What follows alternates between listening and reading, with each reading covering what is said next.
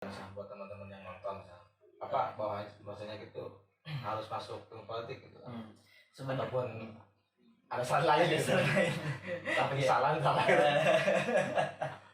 jadi sebenarnya ini sesuai peminatan aja Radi ya, nggak usah dipaksain yang nggak suka politik harus masuk jurusan ke politik. Nah itu sebenarnya salah. Cuman mungkin sarannya gini ya Randi, kalau kalian punya niat masuk jurusan apa, sastra, misalnya pendidikan dan lain itu silakan, itu hak masing-masing gitu ya, selera masing-masing. Tapi tetap yang diyakinkan, ditekankan, tetap melek politik, jangan apatis, tetap kritis gitu. Selamat datang di podcast perbincangan orang-orang di seputar kos. Yo yo yo yo, check it out. Assalamualaikum warahmatullahi wabarakatuh. Selamat pagi, salam sejahtera untuk kita semuanya. Kembali lagi kita di podcast perbincangan orang-orang di seputar kos. Mantap. Pagi yang cerah ini di podcast YouTube Oslo TV kita kedatangan narasumber ataupun bintang tamu kedua. Ini karena kita baru buat konten itu yang kedua ya. Kedua. Termasuk yang perdana berarti ya. Ya, hitungannya perdana lah, baru-baru gitu kan. Nah, pagi ini kita kedatangan salah satu alumni dari FISIP UIN Syarif Hidayatullah Jakarta, Prodi Ilmu Politik, Fakultas Ilmu Sosial dan Ilmu Politik.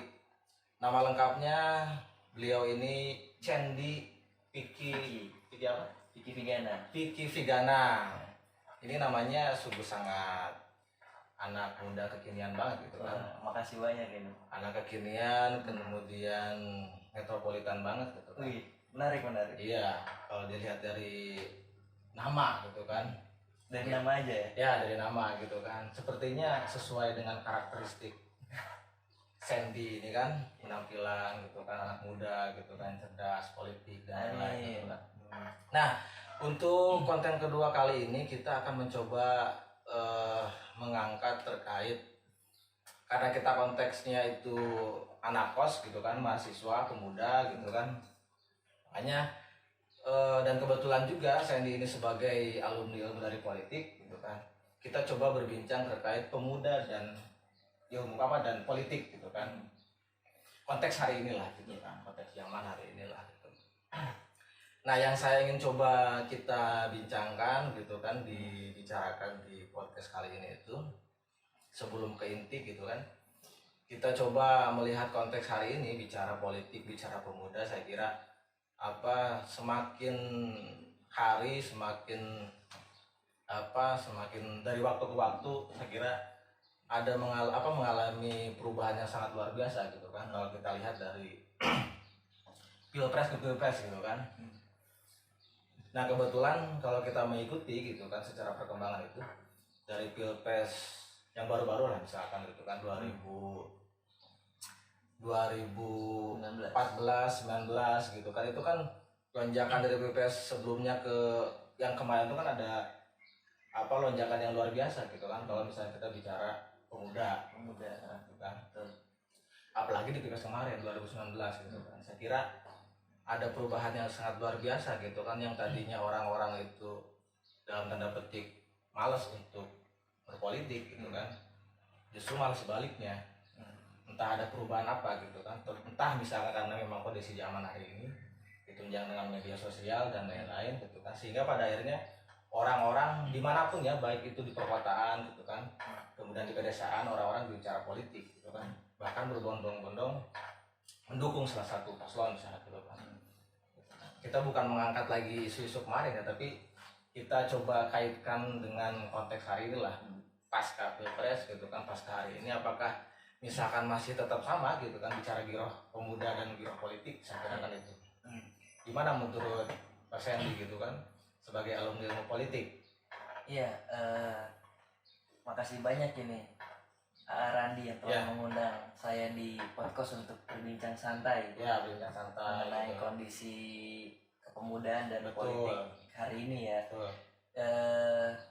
Untuk Pilpres 2019 ya, sejak 2019 memang ada perubahan yang menarik. Pak Randi kalau kita lihat dari segi pemilihnya. Jadi untuk di Pilpres 2019 itu pemilih pemula, anak-anak muda, dari umur 17 mungkin sampai 30 tahun, itu lebih banyak dibandingkan umur yang lain ya, 30 sampai yang lain lah ya, sampai seterusnya. Dimana dari segmentasi itu akhirnya banyak politisi, strategi kampanye, marketing dan lain-lain berusaha untuk menarik anak muda sebanyak mungkin untuk ikut ke TPS. Begitupun KPU dan Bawaslu ya sebagai institusi resmi yang menyelenggarakan itu ya. Untuk jangan sampai anak-anak muda itu apatis, bahkan tidak tahu menau gitu soal isu-isu politik kayak gitu ya.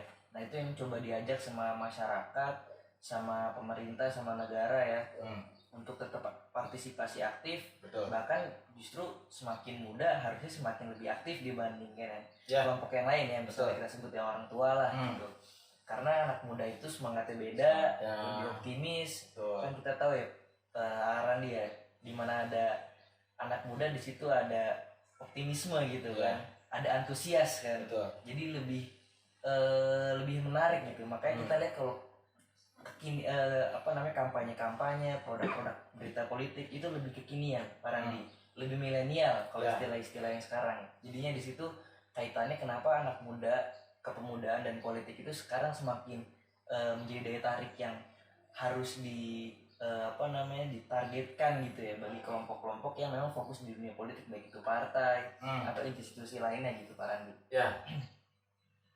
Nah lanjut gitu kan, kalau misalnya kita bukan lagi membahas masa lalu ya, tapi kita coba mengikuti perkembangan hari ini. Saya kira masih relevan gitu kan, setelah selesainya Pilpres itu kan, bentar lagi mau pemilihan pilkada serentak di beberapa daerah gitu kan. Entah giro itu masih ada ataupun enggak, kita kan belum tahu kan. Lagi-lagi ya situasi di Indonesia ini kan, isu-isu itu kan setiap hari kan berubah terus kan. Dan menurut saya sendiri sebatang itu kan, apalagi melihat konteks Indonesia hari ini gitu kan, ya perubahan isu itu kan setiap hari kan berubah gitu kan. Apalagi bicara Pilpres kemarin gitu kan, yang tadinya bermusuhan gitu kan, sebenarnya tiba-tiba kan bergabung gitu kan. Nah, kita juga nggak tahu tuh pandangan anak muda di luar ya, di luar kita lah gitu kan, apakah ada kecewaan gitu ataupun enggak gitu kan. Nah kalau misalnya kita lihat konteks hari ini gitu kan, penting nggak sih misalnya gitu kan, di anak muda lah gitu kan, anak muda gitu, pemilih pemula gitu kan. Artinya berpolitik itu bukan hanya momentum-momentum tertentu gitu, gitu kan. Apakah artinya penting dan harus terus mengikuti gitu kan, sebagai anak muda gitu kan, sebagai pelajar gitu kan, dan lain-lain lah juga kan, untuk terus mengikuti isu-isu itu. Oh iya Pak Randi, itu anak muda tuh sekarang justru harus semakin lebih aktif mengikuti isu-isu politik, Pak Randi ya, sosial politik gitu. Karena kalau nggak ada anak muda, siapa lagi yang nanti mewariskan dan meneruskan gagasan tentang bangsa ini begitu kan, secara garis besar. Tapi kenapa anak muda itu penting? Karena politik itu sekarang bukan barang klasik, Pak Randi ya. Seolah-olah hanya bisa dikonsumsi oleh orang yang sudah tua gitu ya, sudah berkeluarga. Justru anak-anak muda sekarang banyak kok yang aktif juga gitu. Bahkan mereka nggak segan-segan untuk terlibat setiap hari pada isu-isu tertentu gitu, Pak Randi. Ya baik berkomentar, terus membuat tulisan, kampanye, bikin meme gitu ya. Banyak cara tersendiri kali ya, untuk berpolitik lah. Bukan hanya masuk di lingkungan partai politik ya. Itu pandangan klasik Pak Randi. Jadi saluran untuk berpolitik itu banyak. Betul. Jadi berpolitik itu bukan hanya tiba-tiba datang ke TPS tiap pilpres atau pilkada. Itu salah Pak Randi. Dan ini anak muda ini sekarang lagi giatnya, kalau kita tahu dan kita ngikutin itu dengan digital ya. Baik dari Android ataupun perangkat yang lain ya. Nah, digitalisasi politik menjadi sangat menarik gitu.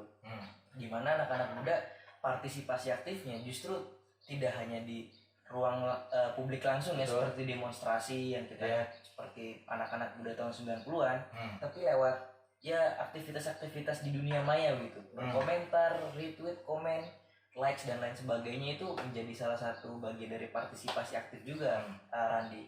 Jadi berpolitik itu nggak selalu harus turun ke jalan, Betul. cuma depan handphone terus Ya. kita ngelihat berita-berita, Nah, kita artinya komentar, itu sudah berpolitik sebenarnya. Perkembangan itu kan selalu berubah, makanya itu kan. Mhm. Artinya tadi kita kan bicara politik, kemudian bicara partisipasi politik, Betul. bukan hanya bukan lagi caranya nggak langsung turun ke jalan, gitu kan, kemudian langsung ke TPS, gitu Iya. kan. Ada cara-cara sendiri lah. Betul. Bahkan menurut teori siapa ya, Samuel Huntington siapa gitu kan, ada 5 partisipasi politik gitu kan. Ada yang datang ke TPS, itu kan, ada yang melalui rapat dan lain-lain lah. Dan ya itu salah satunya misalnya melalui media sosial tadi gitu kan. Betul. Banyak lah. Banyak. Nah lanjut ke pertanyaan selanjutnya ya Pak Sandy ya. Nah sepengetahuan saya itu kan Sandy ini selain alumni dari ilmu politik gitu kan, pasca beliau ini lulus gitu kan, kalau nggak salah gitu kan, beliau ini aktivitas hari inilah gitu kan yang dilakuin itu kan sebagai peneliti gitu kan, sebagai riset lah dan lain-lain gitu kan. Nah sekiranya ada gak gitu kan penelitian atau riset yang menyebutkan terkait aktivitas pemuda gitu kan di lingkungan politik lah hari ini gitu kan, baik itu secara langsung ataupun secara tidak langsung gitu kan, seperti apa gitu kan. Mungkin nanti kan teman-teman di luar kita juga kan bisa gitu kan, yang belum paham politik secara luas kan. Ya jadi saya memang menjadi peneliti di salah satu lembaga riset, Randi, dan memang trennya sekarang ini sejak 2019 ya, Pilpres 2019, peningkatan aktivitas politik di media sosial anak-anak muda ini semakin meningkat, Randi. Betul. Bahkan ada salah satu teori yang mengatakan bahwa aktivitas media sosial itu salah satu pilar demokrasi setelah legislatif, eksekutif, yudikatif. Bahkan nanti ada juga yang bilang media massa ya. Bahkan sekarang ada lagi. Jadi media sosial itu bagian dari pilar demokrasi modern gitu. Kita banyak melihat kasus-kasus di negara Timur Tengah ya, Afrika, Eropa, banyak keterlibatan sosial, gerakan sosial itu berawal dari aktivitas di ruang virtual, di Twitter, Facebook, Instagram, dan itu masif ya. Ya masif. Kan kalau nggak salah juga ada beberapa penelitian yang menyebutkan itu. Bahkan pengaruhnya itu kan sangat luar biasa gitu kan, melalui media sosial itu. Bahkan bisa menggulingkan seorang presiden ya. Iya, itu terjadi di Timur Tengah. Betul. Ada yang melalui Facebook kan, apalah gitu kan. Saya pernah baca juga. Iya, itu di negara Tunisia. Jadi memang banyak, itu bukti salah satu begitu kuatnya peran media sosial gitu. Makanya kalau kita bisa melihat sekarang anak-anak muda juga bisa jadi punya peran dalam konteks menjadi penyambung lidahnya milenial gitu, anak-anak muda. Betul. Membicarakan aspirasi politik gitu, Randi. Dan perannya bisa dibilang sangat efektif, Randi. Jadi mereka hanya di depan smartphone gitu ya, Android, gadget misalnya, tapi mereka juga udah bisa beraktivitas politik gitu kan, dengan komentar, bikin tagar, hashtag ya, retweet dan lain sebagainya gitu. Itu bagian dari civic engagement kan. Betul. Yang baik gitu dari anak-anak muda, dan sebenarnya ini positif harusnya buat demokrasi modern gitu. Betul. Dalam konteks yang lebih besar, karena kritik, otokritik, dukung dan tidak mendukung itu jadi semakin lebih aktif, dan sebenarnya ruang publik ini menjadi lebih sehat begitu, Aran. Apalagi hari ini di Indonesia terbuka secara luas gitu kan, secara partisipasi politik itu. Artinya ya kita mau ngelakuin apapun bebas asalkan sesuai dengan peraturan gitu kan. Makanya kan banyaklah kasus kan, beberapa kasus kemarin gitu kan, banyak gitu kan, beberapa orang gitu kan terkait gembor-gembor politik gitu kan. Ada yang sampai disebut makar, kemudian isu identitas dan lain-lain gitu kan. Sebenarnya ada cara misalnya gitu kan, berpolitik yang baik dan benar gitu kan. Sebenarnya selama kita melakukan upaya untuk perbaikan pemerintahan, negara dan lain-lain, sebenarnya itu sah saja, Randi. Yang jadi permasalahan kan sebenarnya isi aspirasinya, isi kritikannya nggak ada, tapi marah-marahnya banyak gitu. Nah, ini kan sebenarnya juga membuat jangan asal ngomong gitu kan. Iya, sebenarnya diskusi di ruang publik di media sosial ya, itu jadi kurang sehat juga gitu. Jadinya orang yang komentar, orang yang mendukung, orang yang kontra, jadinya bingung mau komentar apa, bawaannya marah-marah mulu gitu kan. Belum apa-apa udah marah-marah gitu. Tahu sendiri netizen di Indonesia kan galak-galak kan Randi ya. Bahkan kadang-kadang saking galaknya mereka bahkan komentar yang sebenarnya nggak ada kaitannya sama persoalan yang dibahas gitu. Jadi opininya nggak dapet gitu, poinnya nggak ada gitu. Karena memang apa ya sebutnya itu ya, memang dia loyalitas misalkan, ataupun misalkan apa gitu kan ada banyak gitu kan kasus gitu kan, saking memang yang salah pun dianggap benar gitu kan, betul marah segala macam gitu kan, padahal apa lagi-lagi itu kalau misalnya kita berbicara di media gitu kan, kadang orang yang nggak tahu itu kan itu dianggap benar aja kan. Iya. Gitu. Makanya seperti apa gitu loh, apa bagi orang-orang yang nggak paham di luar kita lah dan gitu kan, menyaring isu-isu yang beredar lah gitu kan, banyak lah gitu, wah dan lain-lain gitu. Iya, sebenarnya ini kuncinya itu di budaya membaca sih, Rani. Jadi sebelum kita komentar terkait satu isu misalnya ya, kita tuh sebenarnya harus baca berita yang banyak gitu. Komentar para pakar, tanggapannya gimana, dan baru kita bisa berkomentar gitu. Jangan tiba-tiba asal ngomong aja gitu. Betul. Jadi nggak ada substansi dan malah menambah keriuhan gitu. Makanya kan semakin kita banyak membaca, semakin tinggi ilmu itu kan semakin bijaksana kan. Iya. Gitu kan. Tujuannya ke sana seharusnya. Tentunya begitulah. Nah, lanjut lagi. Setelah tadi pentingnya pemuda aktif di lingkungan politik gitu kan, baik secara langsung ataupun secara tidak langsung.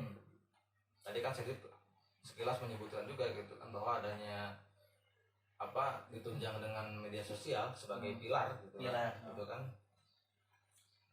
Kalau saya melihat gitu kan, selain bicara positif pasti ada negatif gitu kan. Lagi-lagi tadi kan selain menyebarnya isu hoax dan lain-lain gitu kan, itu kan pengaruh yang sangat luar biasa itu kan dari media sosial gitu kan. Artinya banyak media-media dadakan lah gitu kan, yang melalui blog ataupun web gitu yang jadi sumber buatan lah gitu kan. Beda halnya dengan media-media konvensional misalnya gitu kan, sebelum ada media digital dan lain-lain gitu kan. Orang dengan membaca informasi itu kan konkret gitu kan dari koran gitu. Nah, budaya koran itu sekarang udah gak ada gitu kan. Iya. Pindah ke bicara di budaya digital artinya kan itu kan. Makanya orang lebih mudah di situ artinya gimana ya? Saya kira ya kembali lagi kita mungkin ya sebagai anak muda gitu kan, tadi misalkan harus pandai membaca, menyaring dan lain-lain. Dan yang gak kalah penting ini ya Randi, kita baca dari sumber yang terpercaya gitu. Jangan asal baca dari sumber-sumber blog yang gak jelas gitu. Karena sumber-sumber yang dipercaya ini informasinya, analisisnya dapat diverifikasi gitu dan dapat dipertanggungjawabkan secara metodologis gitu Randi. Jadi kalau kita mau baca ya dibaca dulu nih sumbernya, kredibilitasnya udah ada apa belum gitu. Betul. Cukup lah. Nah kemudian lanjut lagi, ini karena durasi ya, karena durasi kita jangan panjang-panjang lah, jangan lebar kemana-mana gitu kan.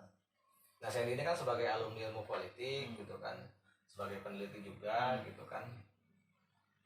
Kenapa gitu kan? Saya kan belum sempat tanya juga gitu. Kenapa dulu itu kok masuk ilmu politik gitu kan? Dulu itu ceritanya sebenarnya nggak ada niatan awal masuk jurusan ilmu politik kan. Menarik ini. Jadi saya itu sebenarnya awalnya suka sama sejarah gitu kan.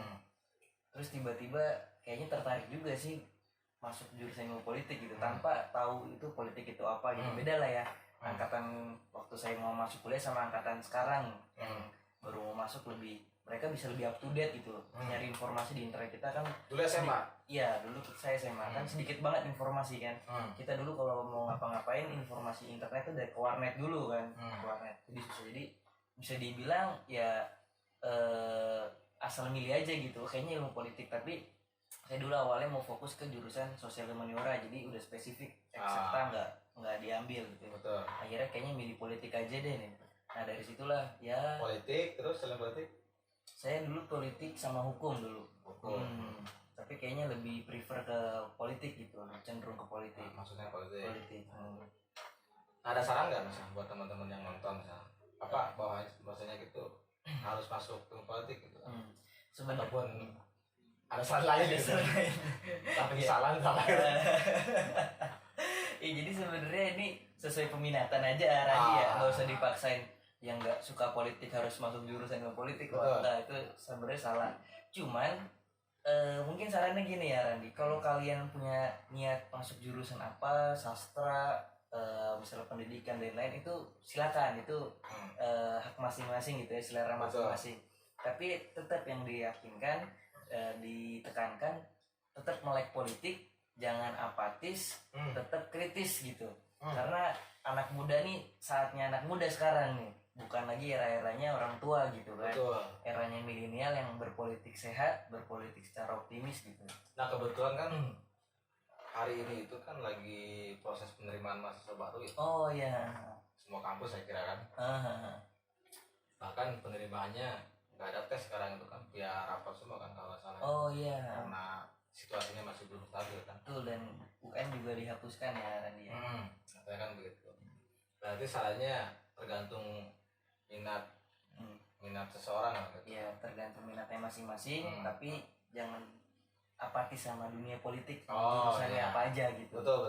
Jangan apatis, karena kalau mahasiswa atau pemuda ini apatis, repot nanti politiknya jadi nggak ada yang ngurus gitu kan. Negaranya jadi nggak ada yang ngurus, padahal milenial ini yang diprospek buat Indonesia ke depan. Betul. Kan. Nah ini menarik nih.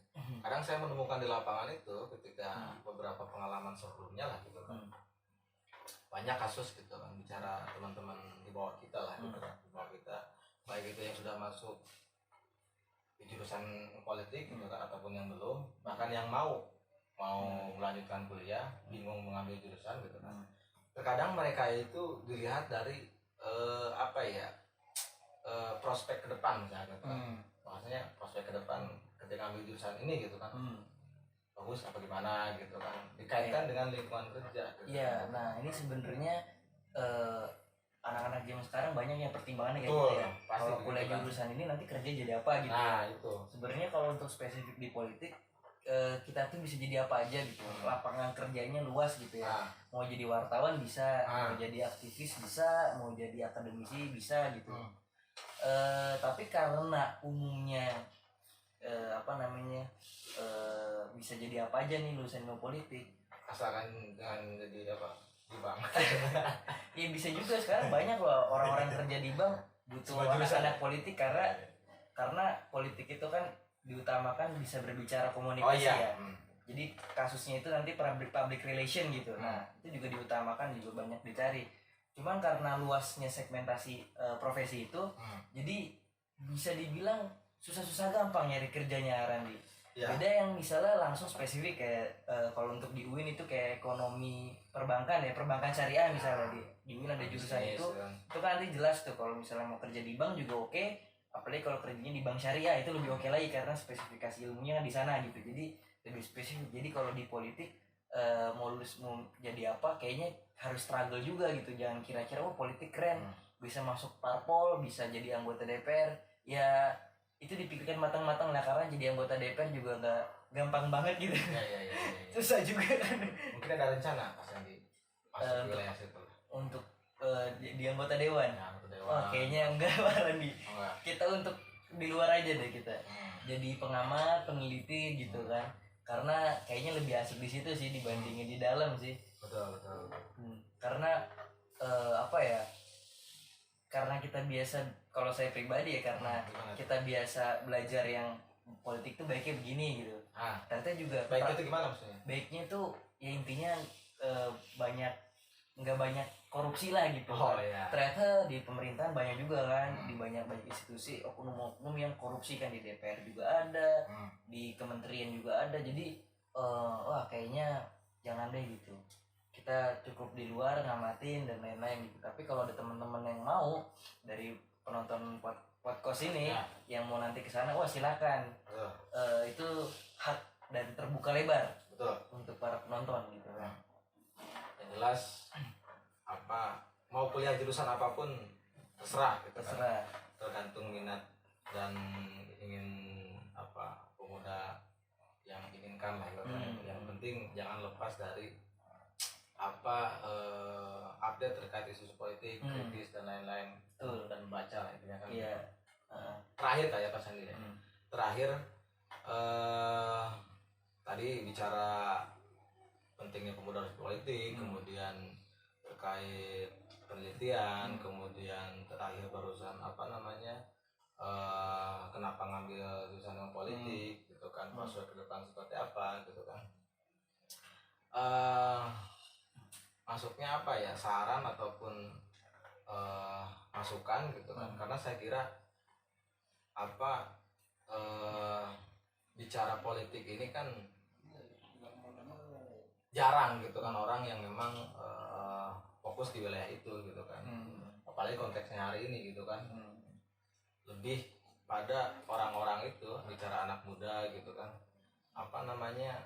Ya lebih memilih YouTuber misalnya atau apa jadi gitu kan. Ataupun apalah intinya kan begitu. Apakah ada gak misalnya saran dari Pak Sandy gitu kan sebagai alumni politik, entah itu mengarahkan ataupun gimana gitu kan, bagi teman-teman di luar lah gitu kan, yang udah di politik, yang udah di jurusan politik. ya, politik. Sebenarnya ini balik lagi tergantung mereka mau kerja jadi apa, profesi jadi apa. Tapi yang harus ditekankan, dikasih tahu ke teman-teman yang serius aja fokus gitu. Karena mau jadi YouTuber ya silakan, mau jadi stand up comedian kayak Raditya Dika, dia dulu jurusannya ilmu politik. Nah itu kan menarik juga ya silakan gitu. Yang penting fokus aja, karena percuma apapun yang dikerjain gak fokus, repot Arandi kan. Jadi malah kemana-mana dan kayaknya nggak ada hasilnya gitu. Kayak gitu aja sih. Sama mungkin ada satu lagi, misalnya bisa gak sih anak kuliah yang non politik, jurusan non politik, misalnya kerja di dunia yang politik gitu. Kan bisa juga. Ternyata banyak kok teman-teman itu yang jurusannya bukan ilmu politik, banyak ya, sastra, hukum, apa tarbiyah, tapi kerjanya juga di politik gitu. Jadi tetap aja dunia profesi politik itu terbuka lebar, tapi dengan syarat pasti untuk masuk di profesi dunia politik kan paling nggak harus udah ada pengetahuannya kan, kayak dia baik dari update info, paling nggak baca-baca buku atau ya jurnal lah atau apa terkait dengan politik. Jadi pasti kalau misalnya tiba-tiba dari jurusan yang bukan non politik masuk ke profesi politik, kayaknya nanti susah ngikutin sama dunia kerjanya, Randi. Karena ada nggak pengaruh bicara apa? Tadi kan tergantung dari pengetahuan seseorang gitu kan. Artinya mau jurusan politik itu nggak tentu juga, misalnya mereka nantinya jadi politisi. Kemudian yang jurusan selain politik juga ada yang politik. Artinya kan kembali lagi ke personal masing-masing kan. Bicara kreativitas, kemudian kemampuan dan lain-lain gitu kan. Artinya pengaruh itu sebenarnya ada gak sih, ada kan itu kan. Artinya gak semerta-merta misalnya jurusan politik itu ya harus di situ gitu kan. Jurusan harus di situ gitu kan. Dan prospeknya itu lebih yang jelas di sini, di situ gak ada kan itu. Sebenarnya nggak ada keharusan sih dia kalau kuliah politik harus kerja di dunia politik, karena nggak semua anak politik itu juga semangat pengalaman saya waktu kuliah dia. Ada juga yang merasa dirinya kecemplung gitu ya, terus akhirnya kayaknya gue nggak semangat deh kuliah di ilmu politik, tapi tetap lulus gitu. Akhirnya dia kerjanya di dunia yang non politik gitu. Itu nggak masalah sih, ataupun yang dari non politik mau ke politik itu juga nggak masalah selama orangnya juga mau kerja keras, Randi. Karena kalau misalnya mereka nggak punya pengetahuan politik terus masuk ke dunia profesi politik, ya itu kan berarti mereka harus kerja keras untuk nyari tahu kan nih profesi politiknya tuh apa aja sih gitu, ngapain aja. Misalnya mereka mau jadi peneliti kebijakan publik gitu kan, itu kan bagian dari ilmu politik juga ya mereka harus banyak tahu soal kebijakan itu apa dan gimana prosesnya gitu kan. Apalagi kalau kita bicara Indonesia luas banget gitu, kebijakan yang mau dibahas, kebijakan pemerintah, legislatif gitu, atau kementerian kan, ini menjadi yang menarik gitu. Dan artinya semuanya terbuka lebar, siapa aja bisa masuk dunia profesi politik, tapi tetap tadi harus kerja keras, harus nyambung gitu kan, ilmunya gitu. Jadi jangan sampai masuk ke profesi dunia politik meskipun background politik tapi nggak ada pengetahuannya gitu, nanti malah susah ngimbangin tekanan atau tuntutan dunia kerjanya kan. Gitu. Ini terakhir ya. Yang terakhir terus ini asli terakhir. Iya. Artinya biar teman-teman tahu gitu kan di luar sana gitu kan. Dan belum disebutkan juga kan, selain Sandy ini sebagai alumni politik gitu kan, sebagai peneliti gitu kan. Langkah selanjutnya misalkan ataupun hari ini yang sedang dilakukan gitu kan, apakah melanjutkan di ilmu politiknya gitu kan, entah itu politisi atau apa gitu kan. Kalau saya sih untuk konteks profesi, untuk konteks akademis dulu. Kalau misalnya mau lanjut sekolah lagi, itu mau tetap fokus di ilmu politik karena saya serius di sana, Randi. Dan kalaupun untuk dunia profesinya serius karir ya, karir profesi, kayaknya untuk di DPR atau jadi pejabatnya, Betul. kayaknya kurang tertarik kayak Randi. Karena saya nggak punya minat ke sana. Kalau orang nggak punya minat kan susah juga kan, dipaksain kan. Betul. Kayaknya saya udah passion jadi peneliti, researcher gitu. Jadi fokus di sana aja sih. Kecuali ada sampingan-sampingan yang lain gitu, yang di luar yang bisa kita dapetin gitu kan, pekerjaan utamanya gitu kan. Mungkin gitu aja Randi. Oke, cukup kali ya perbincangan pagi siang cerah ini gitu kan terkait pemuda dan politik. Tetap tonton terus video kami sampai selesai. Jangan lupa like, komen, dan Subscribe. Terima kasih. Dicukupkan sekian saja, kurang lebihnya mohon maaf apabila ada kata yang kurang berkenan di hati-hati di hati para netizen. Dimaafkan. Wallahul muwaffiq ila aqwamit thoriq. Wassalamualaikum warahmatullahi wabarakatuh. Waalaikumsalam warahmatullahi wabarakatuh. Terima kasih. Oh, gini ya. Gini ya ini kan Iya. belum ini kan. Siap.